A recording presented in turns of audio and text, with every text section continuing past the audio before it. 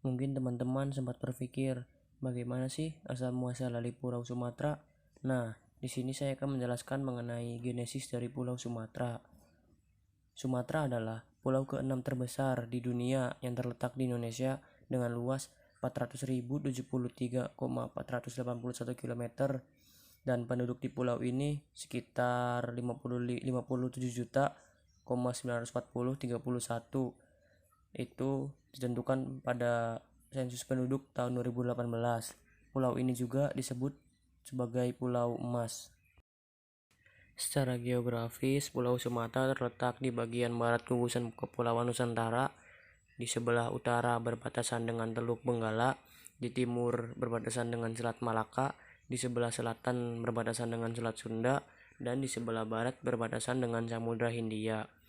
Di sebelah timur pulau banyak dijumpai rawa yang dialiri oleh sungai-sungai besar yang bermuara di sana.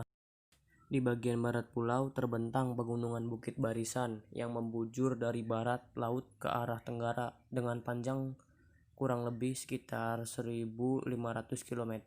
Sepanjang Bukit Barisan tersebut terdapat puluhan gunung, baik yang tidak aktif maupun gunung berapi yang masih aktif, seperti Geurdong Aceh, Gunung Sinabung Sumatera Utara, Marapi dan Talang di Sumatera Barat, Gunung Dempo Sumatera Selatan, Gunung Kaba di Bengkulu, dan Gunung Kerinci Sumatera Barat, Jambi. Di Pulau Sumatera juga terdapat beberapa danau, diantaranya Danau Air Tawar, yaitu Aceh, Danau Toba di Sumatera Utara, Danau Singkarak, Danau Maninjau, Danau di atas, Danau di bawah, dan Danau Talang Sumatera Barat, Danau Kerinci di Jambi, dan Danau Ranau di Lampung dan Sumatera Selatan. Asal muasal pembentukan Pulau Sumatera yang dipaparkan oleh Lembaga Ilmu Pengetahuan Indonesia atau LIPI tahun 2013 lalu mengatakan bahwasannya Pulau Sumatera itu awalnya bukan berupa satu pulau yang menyatu, melainkan tiga bagian yang terpisah. Begitupun yang dipaparkan oleh peneliti British Geological Survey NR Cameroon pada tahun 1984. Satu bagian timur yang menjadi tepi lempeng Eurasia, bagian barat busur Kepulauan Woyla, dan satu lagi di wilayah antar lempeng. Diperkirakan penyatuan daratan menjadi Pulau Sumatera baru terjadi pada zaman Miocene, yakni sekitar 25 juta tahun yang lalu. Secara etimologi, asal nama Sumatera berawal dari keberadaan kerajaan Samudra yang terletak di pesisir timur Aceh. Diawali dengan kunjungan Ibnu Battuta, petualang asal Maroko, ke negeri tersebut pada tahun 1345. Dia melafalkan kata samudra menjadi Samatra dan kemudian menjadi Sumatera. Selanjutnya, nama ini tercantum dalam peta-peta abad ke-16 buatan Portugis untuk dirujuk pada pulau ini, sehingga kemudian dikenal meluas sampai sekarang. Nama asli Sumatera sebagaimana tercatat dalam sumber-sumber sejarah cerita rakyat adalah Pulau Emas. Istilah Pulau Ameh dalam bahasa Minangkabau berarti Pulau Emas. Kita jumpai dalam cerita Cindua Mato dari Minangkabau. Dalam cerita rakyat Lampung tercantum nama Tanoh-Mas untuk menyebut Pulau Sumatera. Seorang musafir dari Tiongkok yang bernama Itsing pada tahun 634 sampai 713 sebelum Masehi yang bertahun-tahun menetap di Sriwijaya atau Palembang sekarang pada abad ke-7 menyebut Sumatera dengan nama Cincuyang yang berarti negeri emas. Dalam berbagai prasasti, Sumatera disebut dalam bahasa Sanskerta dengan istilah Suwarna Dwipa atau Pulau Emas atau Suwarna Buhumi atau Tanah Emas.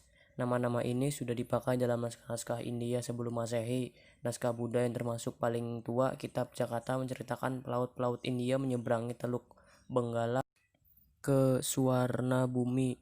Dalam cerita Ramayana dikisahkan pencarian Dewi Sinta, istri Rama yang diculik Rahwana sampai ke Suwarna Dwipa.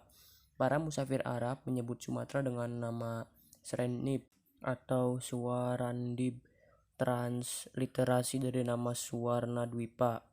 Abu Raihan Al-Biruni, ahli geografi Persia yang mengunjungi Sriwijaya tahun 1030, mengatakan bahwa negeri Sriwijaya terletak di Pulau Suwarnadib.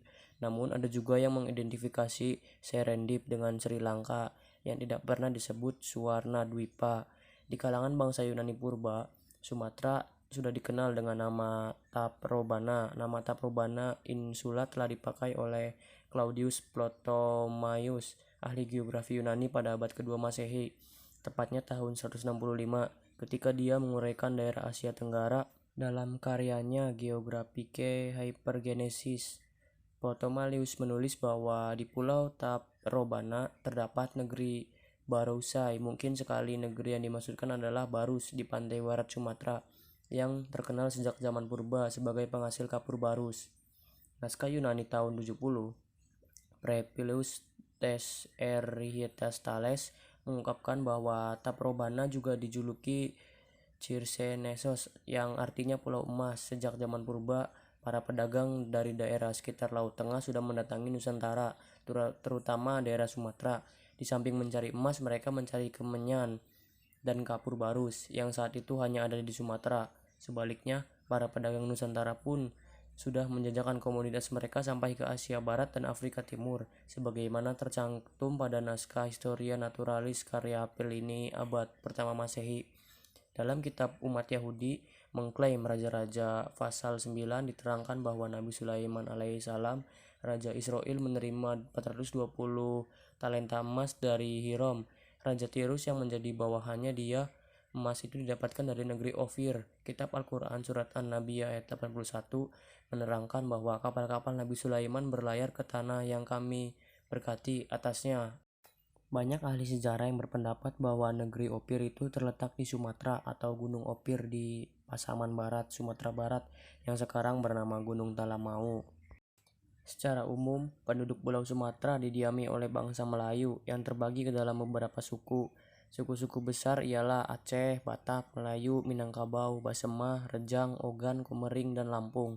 Di wilayah pesisir timur Sumatera dan di beberapa kota besar seperti Medan, Batam, Palembang, Pekanbaru, dan Bandar Lampung banyak bermukim etnis Tionghoa dan India. Mata pencaharian penduduk Sumatera sebagian besar sebagai petani, nelayan, dan pedagang.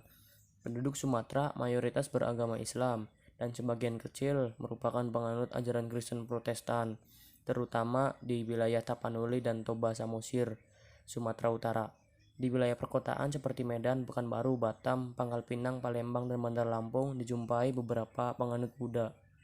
Secara administrasi, Pulau Sumatera terbagi menjadi 10 provinsi.